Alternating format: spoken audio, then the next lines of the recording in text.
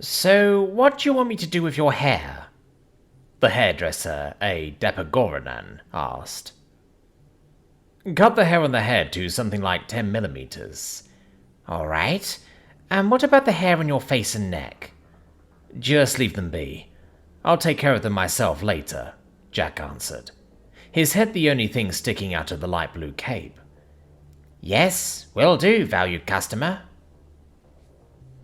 The hairdresser started to work on his hair, the 5 tentacles working with each other seamlessly as their split ends deftly manipulated the tools. Tufts of dark brown hair fell on the cape and floor. Pieces the length of finger joints accumulated and were swept away by one of the tentacles already cleaning. So, where are you from? The hairdresser started a casual conversation. Off station? Yes, I assumed as much. Humans aren't that common in this sector, especially this far out of the way. So, where do you originally hail from? Jane sector. Oh, you don't have the usual accent. I avoid it out here. Leads to too many questions. I understand. I don't talk with my Galtarum accent as well. A few minutes later, the haircut was finished, and after paying, Jack went back to his ship. There he used the old-timey razor knife to get rid of the beard from his neck, upper lips and corners of his mouth. After showering off the loose hair and some aftershave, he put on his better clothes and some light perfume. He went back into the station and went straight to the entertainment district. There the lights were less bright and full of colours from different glowing signs. He didn't linger long, as he already knew where he was going. With a clear goal and a memorized path, he arrived quickly. Before going in, he looked at his reflection in the glass facade and adjusted his button-up shirt and vest. Satisfied with his appearance, he strode to the door. Inside, he walked up to the bar and sat down, radiating his usual calm confidence. He had just ordered his Depagaro tea when the first woman sat down next to him. She was, well, he wasn't sure what she was exactly, but at least close to humans in physique, so he was glad. Hey, fancy seeing someone like you around here. She cooed at him, blinking her one eye more than probably necessary. Hello, the pleasure is mine, but what do you mean someone like me? A human, of course, especially a lonesome one. You are alone, yes?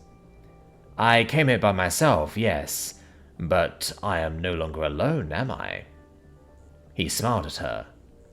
Oh, you are quite the bold one. I like it. A new voice spoke from his other side. As he turned to look at the newcomer, another humanoid woman had sat herself on the stool and posed to present her 3 overlapping cleavages to him. He smiled at her and said, You have to be somewhat bold to become a captain, my lady.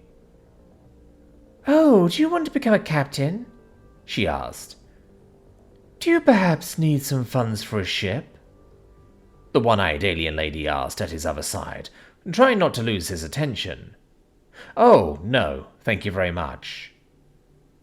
At that moment, the barkeep put down his drink, so he used the opportunity for a dramatic pause and took a sip. I already am captain of my own ship. He finished his statement.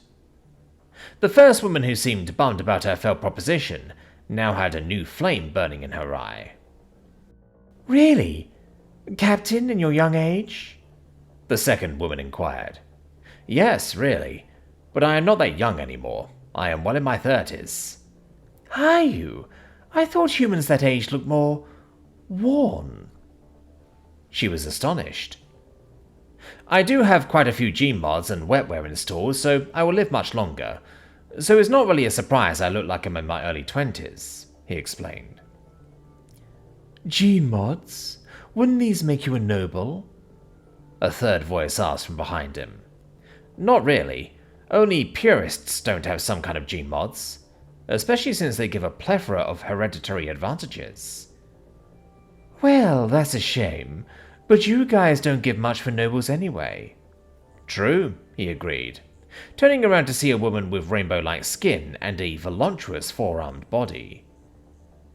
"Care to join me and my friend at the table?" she asked, looking into his completely black eyes. "Sure, sounds fun." He agreed and stood up. "I will join you as well, if you don't disagree," the multi-chested woman said. "Of course, the more the merrier," the rainbow-skinned one agreed. "Then I will join you as well." The first woman stood up as well. They followed the rainbow-skinned woman to a table surrounded by a round sofa, where a thin and humanoid woman with an exoskeleton sat and waved at them. They arranged themselves so that Jack sat in the middle, 2 alien women at each side.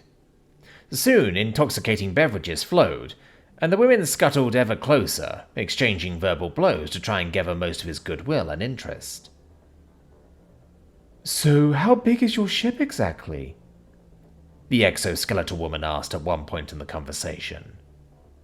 "Well, it's a cargo ship, so I think the best indicator should be that my grav drive is able to work at full speed and efficiency with up to 1 million tons, he bragged, in a slight, intoxicated state. "Don't believe the humans whispering." A strongly intoxicated man from the sofa behind them slurred at them. "The humans put way too strong grav engines in everything, and that just because they invented that stuff. Couldn't even invent FTL on their own." "Don't mind him, he just had too much," the man's friend apologized. "How about we go somewhere more private?" Jack asked his 4 female companions. "Oh, sure, I'm up for it," the multi-chested alien agreed, faster than anyone else. "I know a good hotel not too far away." The thin one signaled her agreement. "I would like to know more of these gene mods, especially how well they are inherited," the rainbow-skinned woman purred. "I won't be missing this. Count me in," the one-eyed one agreed as well. "Sure thing, let's go. I'll pay," he said excitedly. This was a new record for him, double of his previous record. Although one part of him was scared, another part of him was excited. One more was excited, and the rest was comfortably drunk or something like that from alien drinks.